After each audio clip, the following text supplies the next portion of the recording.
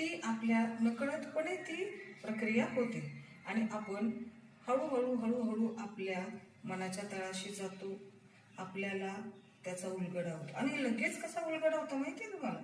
कारण आरसा हा आपल्याला वर्तमान दाखवतो, आज आणि आत्ता, ऑन द स्पॉट.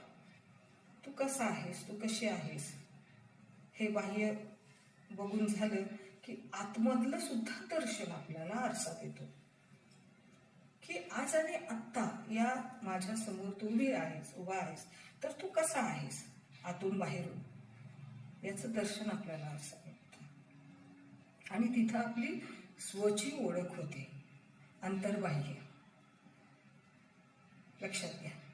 आणि ही स्वची ओळख आपल्याला आपली मित्र मैत्रिणी आजूबाजूचं वातावरण ते कळून देत नाही.